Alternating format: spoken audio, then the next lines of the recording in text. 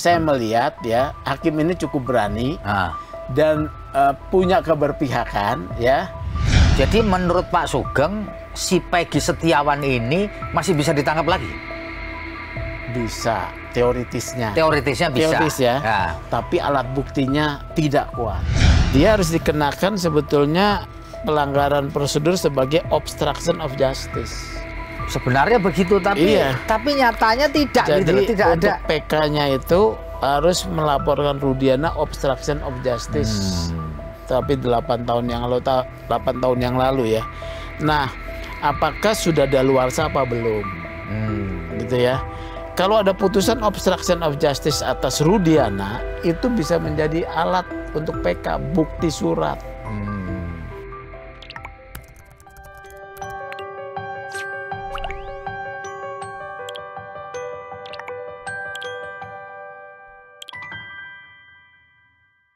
Assalamualaikum warahmatullahi wabarakatuh.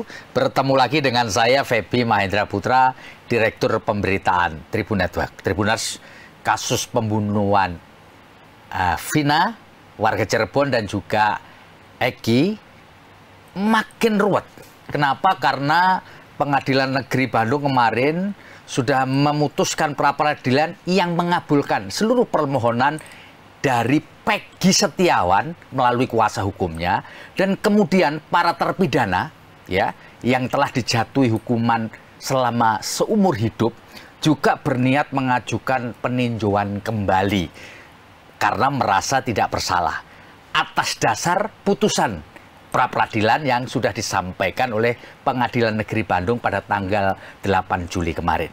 Dan untuk ngobrolin soal itu, kami mengundang Bapak Sugeng Teguh Santoso. Beliau adalah advokat senior yang juga dari Ketua Indonesian Police Watch.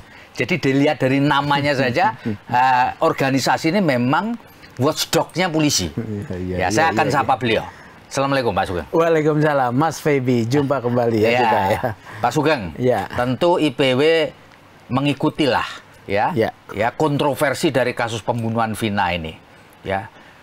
Dan kemudian yang paling kontroversial adalah kemarin putusan pengadilan tuh, pra-peradilan di PN Bandung bisa ditafsirkan bahwa Peggy Setiawan ini orang yang salah. Anti klimak buat polisi. Ya kan?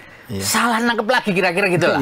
Ya, yang 8 orang itu dianggap salah ya, dengan kemudian ada 3 DPO. DPO-nya nangkep dianggap salah lagi. Gimana Pak? Iya, ini anti klimak ya buat kepolisian, saya melihat ya. Jadi prihatin, kalau prihatin itu ya sudah campur-campur lah. Artinya kita berharap polisi yang memang polisi Indonesia sebetulnya itu ahli yang mampu ya, tapi justru mengalami anti klimak, salah tangkap lagi ya. Nah, pandangan saya pertama ini, kasus ini sudah rusak dari awal, Mas. Oh, sejak awal ya, sejak 8 tahun yang lalu ya. Iya, jebret lahir sudah rusak. Jebret lahir dalam arti ketika lahirnya proses penyidikan terhadap 8 orang. Ya, yang dibilang 11, tapi yang tangkap 8 itu sudah rusak. Gitu ya. Gara-gara apa ini, Pak? Iya, melanggar prosedur. Pelanggaran hak asasi manusia karena ada dianiaya. Pelanggaran prosedurnya tuh begini ya. Kan Eki dan Vina ditemukan 27 Agustus malam hari. Eki sudah meninggal dunia, Vina masih hidup, dibawa ke rumah sakit oleh Suroto, kalau tidak salah nama Suroto ya. Dibawa ke rumah sakit, kemudian Vina meninggal sehari kemudian ya. Peristiwa yang terjadi dalam sekuen peristiwa proses hukum 31 Agustus, Ibtu Rudiana itu membuat laporan polisi dan di BAP. Jadi ayahnya Eki bikin laporan polisi. 31 Agustus Ibtu Rudiana membuat laporan polisi dan di BAP jam 6:30 malam. Tetapi dalam BAP-nya menyatakan dia sudah menemukan 11 orang ya, dan 8 orang telah mengaku sebagai pelakunya. Ya, 8 orang mengaku sebagai pelakunya, berarti sudah ditangkap nih. Yang nangkap siapa? Serupanya dia sendiri yang nangkep dia sendiri. Padahal kalau dia sebagai polisi waktu itu kan polisi narkoba ya. Ini harus dilakukan oleh Reskrim ya, bukan narkoba. Dan harus melalui proses penyelidikan dan penyidikan. Penyelidikan lebih dulu ya? Iya, karena apa? Ditemukan jenazah, tidak ada pelaku di sana, maka yang harus dilakukan adalah olah TKP. Olah TKP dulu ya? Itu kan langsung diangkat jenazahnya tuh, ya, olah TKP. Ya. Kemudian forensik, ya, kedokteran, ya. Ikut ya. Kemudian dilakukan penyelidikan. Jadi tanggal 31 Agustus harusnya keluar surat perintah penyelidikan dulu. Oh gitu ya, prosedurnya ya? Prosedurnya ya. Atau perintah sidik pun nggak apa-apa karena sudah ada peristiwa pidana. Tapi kan belum tahu pelakunya. Betul. Nah, di sini sudah ditangkap. Nah, waktu menangkap pertanyaannya, dasarnya apa? Ya. Ya, atas dasar apa prasangka, ya, nujum, ya, ilham dari dukun, atau memang Ibtu Rudiana sebagai polisi punya kemampuan mendeteksi keberadaan pelaku, ya. Tetapi itu semua kan tidak boleh, harus tetap prosedur, ya. Jadi tadi sidik, olah TKP, visum et repertum, kemudian meminta keterangan saksi-saksi. Lah dia baru diperiksa sudah ada yang ditangkap. Ini kesalahan prosedur. Ya kesalahan yang sudah rusak dari awalnya, ya. Atau yang repotnya ketika dilakukan tim propam dan Itwasum turun dikatakan tidak ada kesalahan prosedur. Jadi kalau menurut saya nggak begitu ya. Yang disampaikan oleh institusi Polri itu untuk di depan publik itu menurut saya ada dasar dan juga untuk membela institusi ya. Karena ada dasarnya apa? Putusannya ini kemudian mereka dinyatakan salah semua. Jadi hasil proses sudah dinyatakan benar. Padahal kita semuanya ahli hukum udah membedah habis-habisan itu kesalahan prosedur ya. Tapi di dalam saya rasa ada proses audit ini ada kesalahan prosedur, tapi tidak dibuka ya. Nah ini tentang uji transparansi nih oleh polisi ya. Jadi kesalahan prosedur berjalan sampai divonis berkekuatan tetap. Ini juga sedihnya sistem peradilan pidana kita. Kalau saya jaksa, begitu saya terima berkas, itu berkas saya tolak. Ya. Tetapi bisa diterima kenapa? Karena namanya komunikasi, ya, pendekatan. Pendekatan hukum dilakukan dengan cara pendekatan, mengintervensi, mempengaruhi, entah dengan kebaikan jaksa menerima berkas perkara, entah dengan pesan-pesan tertentu. Sambung lagi ke hakim. Gawatnya begini loh Mas, saya baca ya satu putusan terhadap Saka Tatal. Saka Tatal. Ya kan, pengacaranya bikin pembelaan. Ya, pengacaranya ada kelalaian menulis. Nomor perkara Saka Tatal, dia salah tulis, yang ditulis nomor surat kuasa. Misalnya nomor perkara misalnya 50. Ya. Administrasi surat kuasa dia misalnya 25, dia tulis 25. Apa yang dilakukan oleh hakim? Bahwa menimbang bahwa nomor perkara yang disebut oleh penasihat hukum adalah bukan nomor perkara ini terjadi kesalahan sehingga semua pembelaan ini tidak dipertimbangkan. Nah, hanya gara-gara ini ya? Ini praktek-praktek yang buruk dalam penegakan hukum kita. Jaksa dan pengadilan bisa saling manu-manuan ya untuk kemudian melegitimasi proses yang salah. Nah, itu jadi dari awal salah, Mas. Ya. Kacau. Ya. Pak Sugeng. Pak Sugeng melihat mesti mengikuti putusan pra-peradilan. Ini sequel yang lain ya. Jadi di luar itu tiba-tiba karena dalam putusan pengadilan ada 3 orang yang belum ditangkap. Betul. Ya, ada si Peggy alias Perong, ada Dani, ada Andi, lalu ada 3 kan? Dika. Dika. Andika, Andika, ya atau sebutannya Andi, Dani sama Peggy alias Peron, kan gitu Pak ya.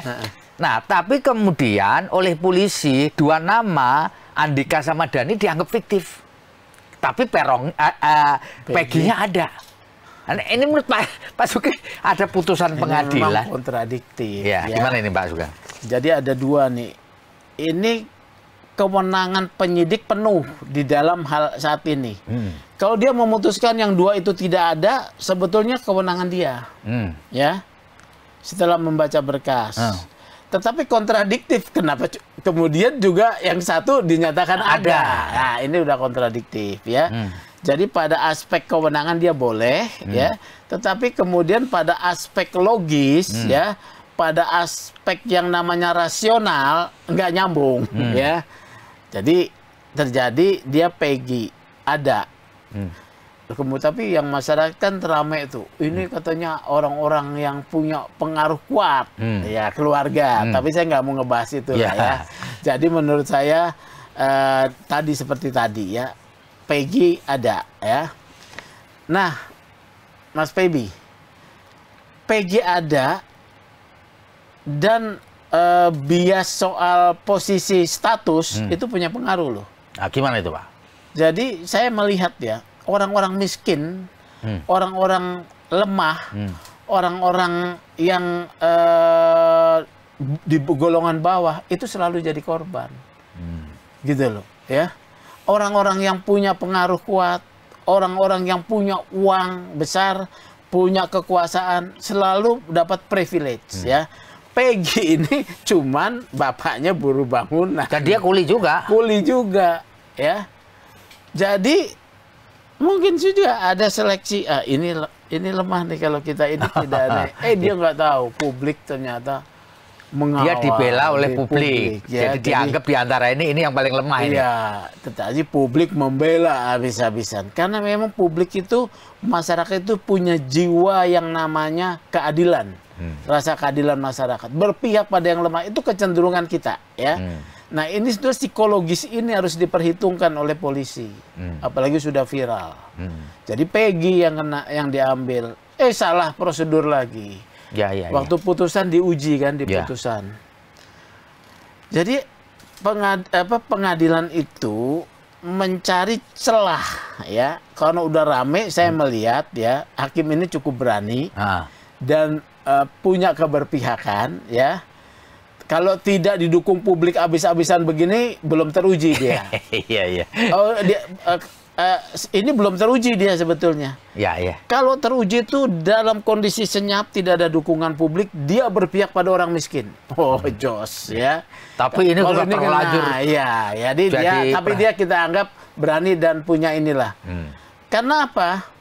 Kalau dia memutus yang buruk, ya polisi kan tidak senang. Ya.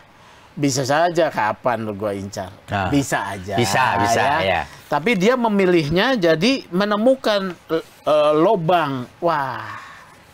Rupanya ada kesalahan prosedur. 2 yang jadi pertimbangan ya.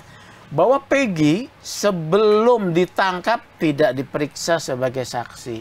Bahkan 16 tahun sebelumnya juga tidak diperiksa. Wah, ini kacau nih. Namanya sudah disebut di DPO. Kok 16 tahun sih? 8 tahun 2016 maksudnya. Jadi tidak diperiksa sebagai saksi. Yang kedua, penetapan DPO tuh harus sudah ada panggilan minimal 2 kali secara sah. Oh gitu ya, prosedur. Iya, prosedur.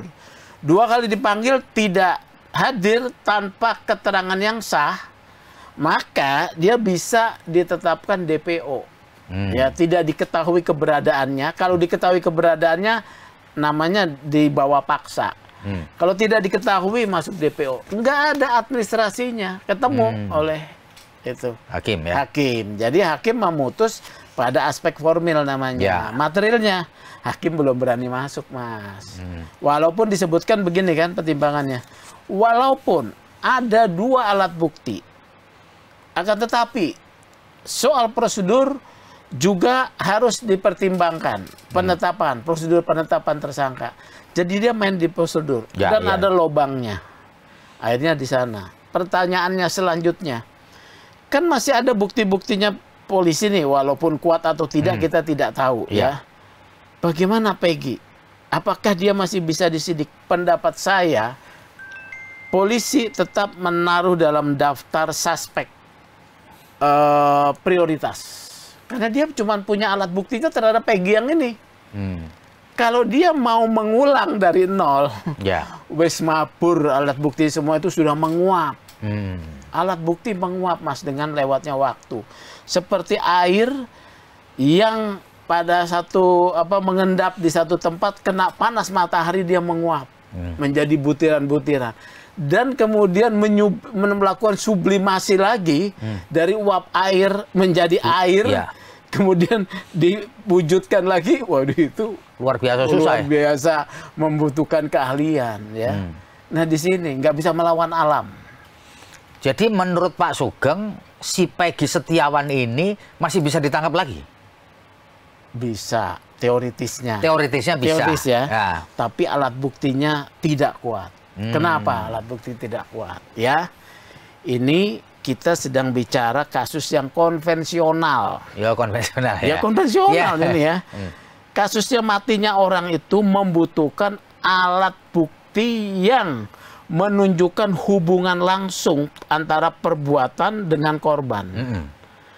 Harus ada hubungan langsung. Jadi ada pertemuan fisik nih, antara pelaku dengan korban. Kalau dia pelaku lapangan, ya, kalau misalnya dia ini seorang suruhan, pelaku lapangannya harus ada pertemuan langsung, ya. Tapi kalau ini kan juga pasti bukan disuruh dibayar, ini kan orang-orang biasa saja, ya.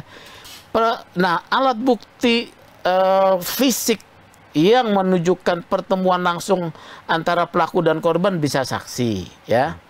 Tapi saksi cuma satu, yang namanya Aep, yang melihat dari 100 meter malam hari. Ini aja udah meragukan, ya. Persentuhan langsung itu bisa apa? Sperma sebetulnya, ya.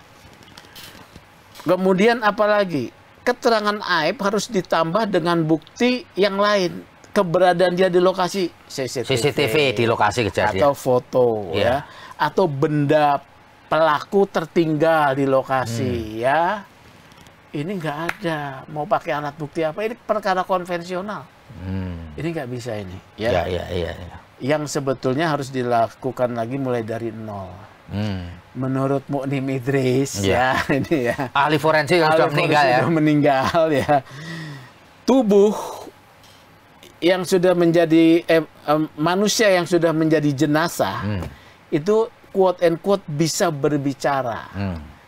Apa yang dia alami sesaat sebelum dia menjadi korban pembunuhan atau kekerasan menyebabkan mati. Tubuh itu, ya. Misalnya nih, kayak kasus di Sumatera Barat, ditemukan di air. Ya.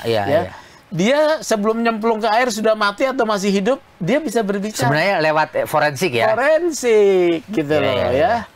Satu nih, ya. Jadi forensik tubuh juga bisa berbicara dalam status personnya, ya.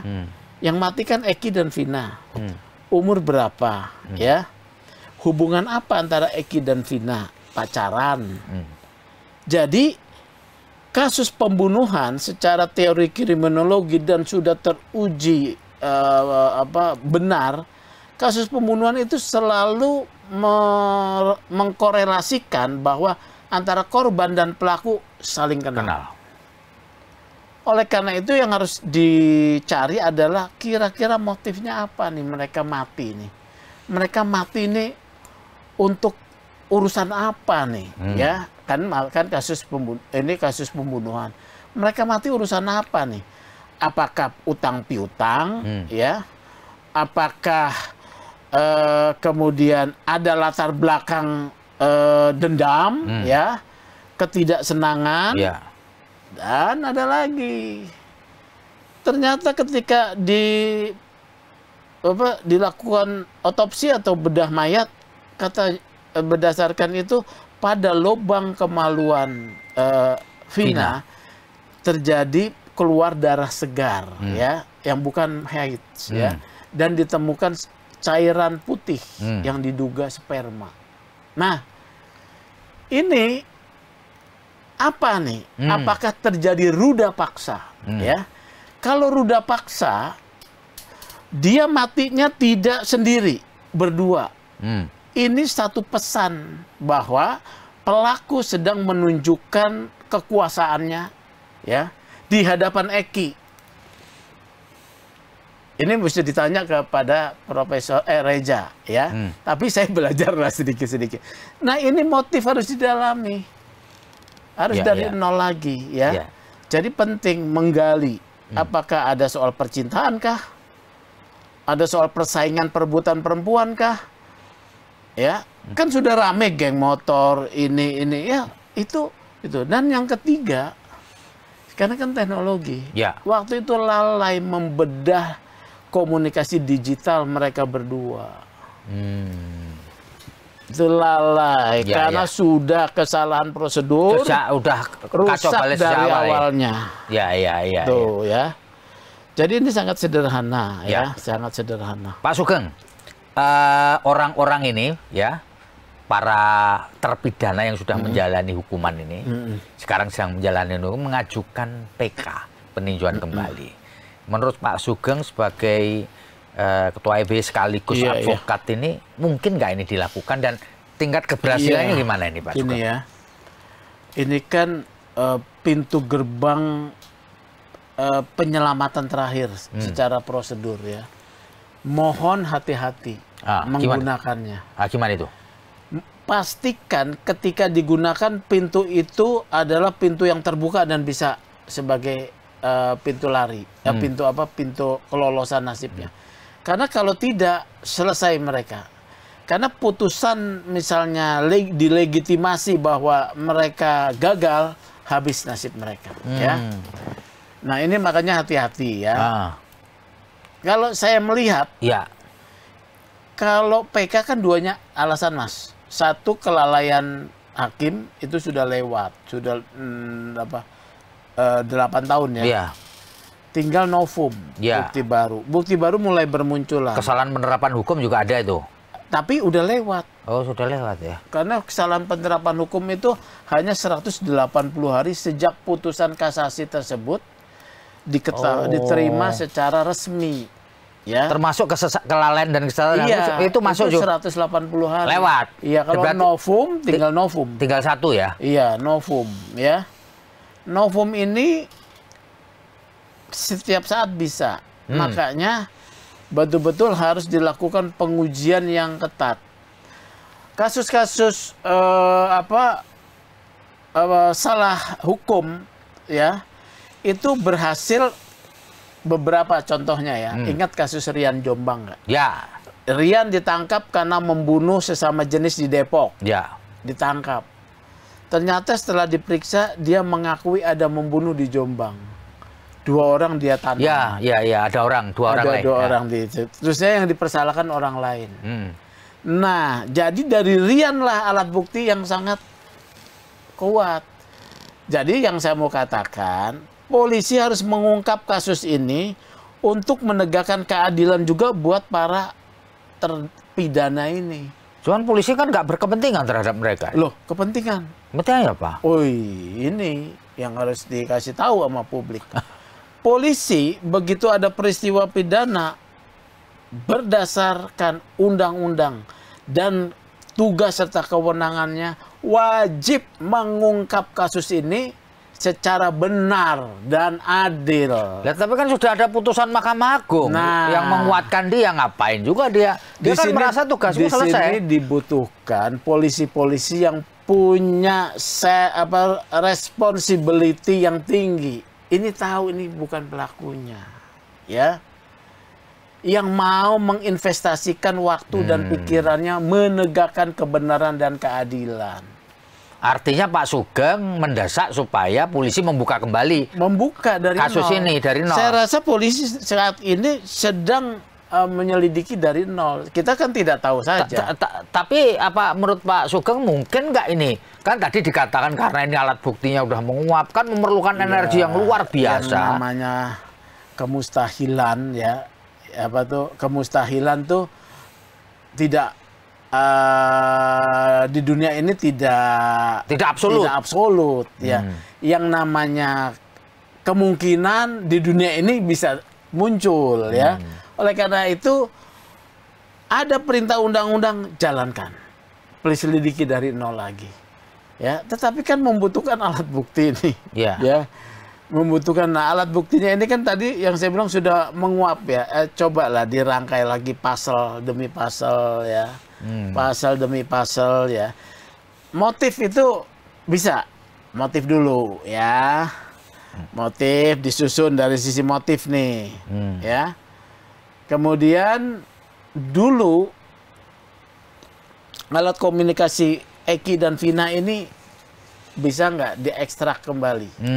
Ya, 8 tahun yang lalu ini soal ahli forensik ya, diekstrak ya. Kemudian dibikin lingkaran-lingkaran. Vina ini buat lingkaran, komunitas-komunitasnya didengar satu-satu ya. Ini untuk melihat motif dulu ya. Pacaran kah, dendam kenapa, perebutan ya, ingin menunjukkan kejagoan karena serangan seksual itu ingin menunjukkan relasi kuasa dari pelakunya. Serangan seksual seperti perampokan. Ada satu rumah dirampok, kemudian istrinya diperkosa di depan suaminya. Dia ingin menunjukkan relasi kekuasaan, ya, gitu ya. Ini relasi. Kalau misalnya serangan seksual pada wanita sendiri, dia hanya pelampiasan seks, ya. Tapi di depan pria, dia ingin menunjukkan keperkasaan dan kekuasaannya. Ini adalah teori-teori yang sudah baku, gitu ya. Ini yang dilupakan, ditinggalkan, karena Rudiana melakukan main hakim sendiri. Pak Sugeng, kalau begitu teorinya, berarti kan PK ini nggak bisa dilakukan sekarang. Belum, makanya hati-hati. Iya kan? Tapi juga momentum ini juga bisa lewat nih. Iya kan? Iya, momentum lewat ini. Publik bisa lewat ya. Ya, makanya maksud saya katakan hati-hati, bukan tidak boleh dilakukan. Tapi yakinlah buktinya betul-betul kuat. Ya. Buktinya kuat apa? Bukan putusannya Peggy salah, Mas. Masa? Jadi kalau putusannya Peggy nggak bisa dipakai sebagai dalil? Nggak bisa dong, nggak bisa dalil dong. Hanya menjadi salah satu saja saksi. Kan mulai muncul liga ya.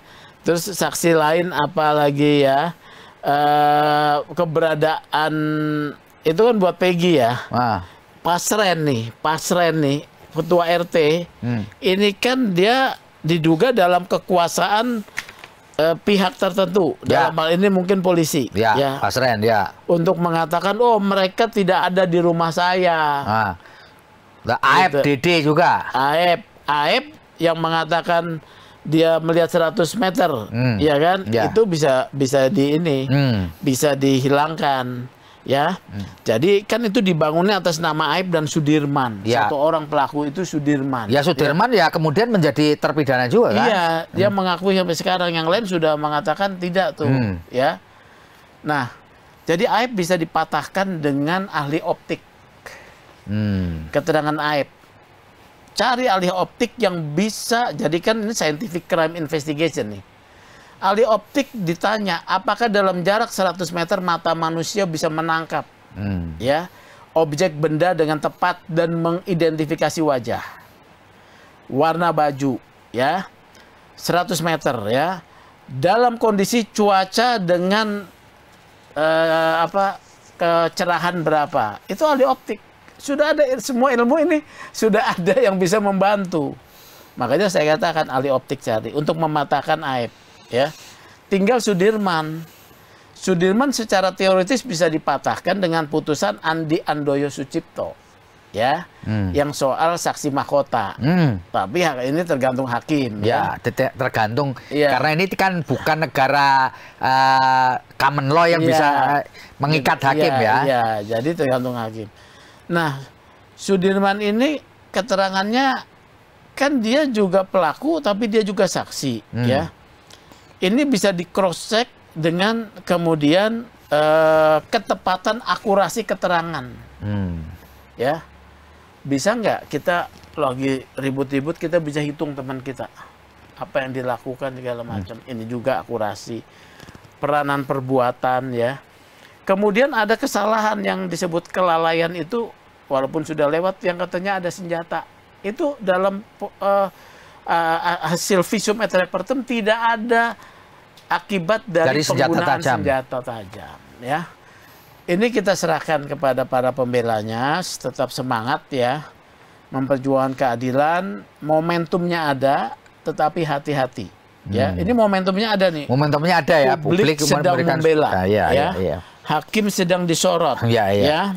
Saya juga selalu kritik nih sistem peradilan. Kalau polisi walaupun berkasnya kacau balau, ini saya ada perkara. Saya sudah ingatkan dari awal, lepas di pengadilan, ya, berhasil lepas ya. Polisinya putusannya bisa lepas. Tapi ini masih harus diingatkan, diuji nih pengadilan. Jadi jaksa, polisi, makanya ya di sini nih nggak seperti di negara Anglo-Saxon ya. Antara polisi, pengadilan, kalau polisi sama jaksa kan mereka sebagai satu kesatuan ya. Polisi hanya menyelidik di mana dominis litisnya itu jaksa ya. Tapi pengadilan kan terpisah. Bahkan ya pengadilan bisa memutuskan mandiri. Kalau sini kan enggak. Dulu kan ada Mahkejapol, sekarang Forkominda. Yang setiap saat bisa rapat, titip ini nanti ada perkara atensi gini ya. Segala macam. Jadi sulit keadilan buat orang miskin, Mas. Sulit ya. Sulit, Mas. Tapi ini kita dapat momentum. Ya. Pak Sugeng, ini menarik tadi yang Anda sebut sebagai Sudirman. Para DPO ini muncul karena kan keterangan Sudirman. Iya. Dan ternyata kemudian polisi menyatakan fiktif. 2 fiktif, 1 lolos di pra-peradilan. Jadi gimana ini? Keterangan Sudirman kan di downgrade oleh polisi sendiri kan? Ya. Ya kan? Betul. Ya kan gitu kan.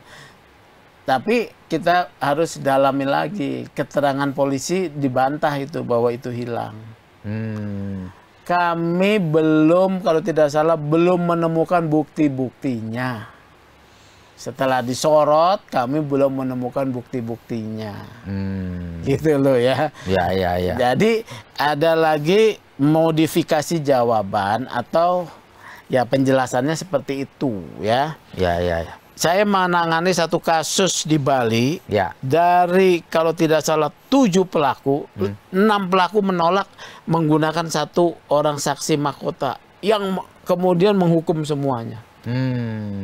Ini pola-pola yang sebetulnya rumusnya sama. Rumusnya sama. Divide et impera, kemudian dijadikan sebagai saksi, ya.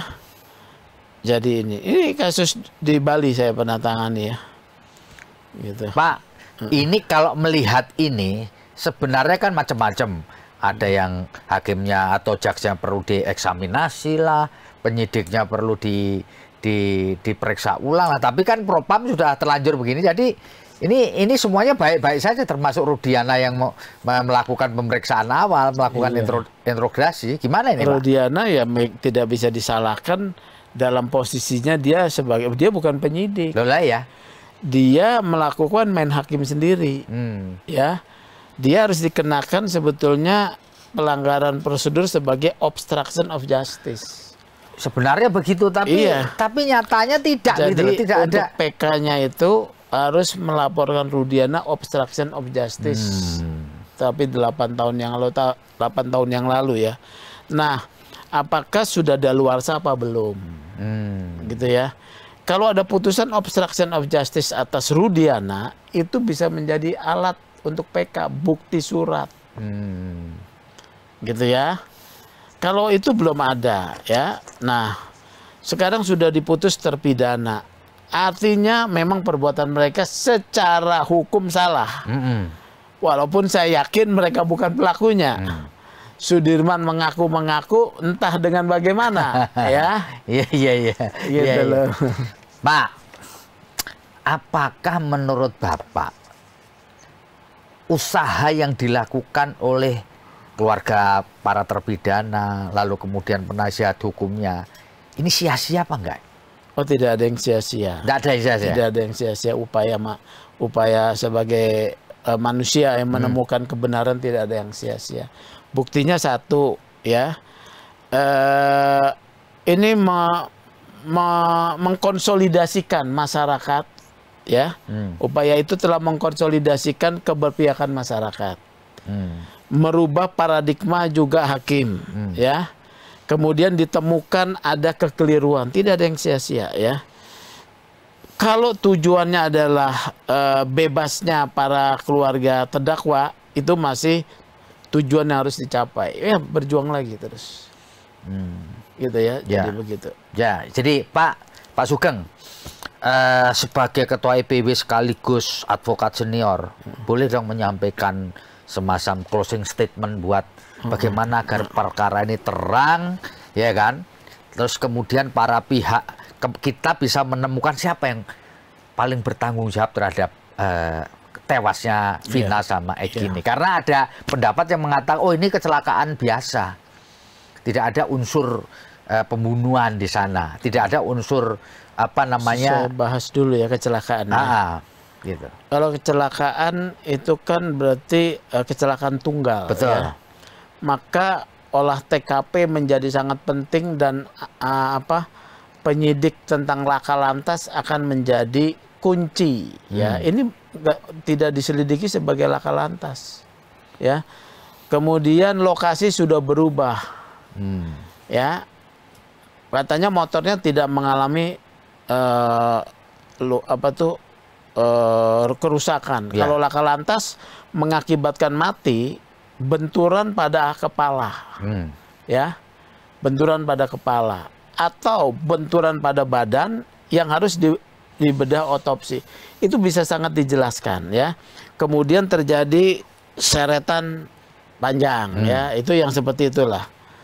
Kalau laka lantas maka salah vonis terhadap 8. Nah, saya pertama nih, polisi atas nama undang-undang, ya, polisi atas nama undang-undang punya kewajiban untuk menemukan keadilan bagi keluarga korban Vina dan Eki. Wajib ya, wajib, ya. Kalau tidak dilakukan, ini akan menjadi dark number yang menghantui selalu para pimpinan polisi ganti berganti nanti, ya. Yang kedua, karena ini kewajiban, haruslah dilakukan satu proses pengungkapan dengan 2 tujuan. 1, menemukan pelaku sebenarnya, ya, agar keadilan buat Eki dan Vina dipulihkan. Yang kedua, polisi juga melakukan tugas mulia, mengungkap bahwa 8 ini sebetulnya yang harusnya dibebaskan, ya. Nah, ketiga, ini secara umum saya mau katakan, ya, Kompolnas maupun IPW selalu mendapatkan laporan bahwa penegakan hukum oleh kepolisian selalu menjadi hal yang dikeluhkan, ya. Biaya tinggi, permainan perkara, keberpihakan, manipulasi alat bukti, ya. Kemudian yang hukum tumpul ke atas, tajam ke bawah, ya. Nah, ini harus diputus dengan satu penegakan hukum yang akuntabel oleh polisi. Akuntabel itu artinya apa? Profesional, melakukan pendekatannya menghormati hak asasi manusia, dan aspek keadilan dikedepankan. Ini masih jauh, ya. Pengalaman saya sebagai advokat maupun ketua IPW ini masih jauh, ya. Selalu ada keluhan. Dan jangan dibilang kami tidak tahu. Masyarakat tahu. Karena ilmu yang digunakan, pendekatan ilmu pidana sama dengan yang dikuasai oleh kami, para advokat, ya. Jadi jangan dibilang ini tidak diketahui atau urusan Anda. Ini urusan menegakkan keadilan yang ukurannya sama. Oleh karena itu, saya berharap akuntabilitas penegakan hukum oleh polisi harus ditingkatkan dan dibuat untuk mencapai melayani masyarakat. Demikian. Oke. Tribuners, demikian ngobrol kita dengan Pak Sugeng Teguh Santoso, seorang advokat senior sekaligus Ketua Indonesia Police Watch atau organisasi yang mengawasi kinerja, perbuatan, dan prestasi dari Kepolisian Republik Indonesia. Moga-moga ngobrol kita dengan Pak Sugeng Teguh Santoso bisa memberikan satu pandangan baik kepada polisi maupun keluarga terpidana, keluarga korban maupun penasihat hukumnya yang saat ini tengah mempersiapkan diri untuk mengajukan peninjauan kembali. Moga-moga momentum ini bisa berhasil dan kita bisa menemukan siapa yang paling bertanggung jawab terhadap terbunuhnya Vina dan Eki. Demikian, saya Feby Mahendra Putra pamit undur diri. Assalamualaikum warahmatullahi wabarakatuh. Salam damai sejahtera buat kita semua dan jangan lupa tetap bahagia. Download Tribun X sekarang. Menghadirkan lokal menjadi Indonesia.